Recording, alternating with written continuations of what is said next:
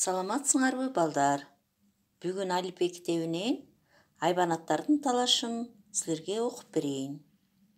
Айбанаттардын талашы. Ушинский.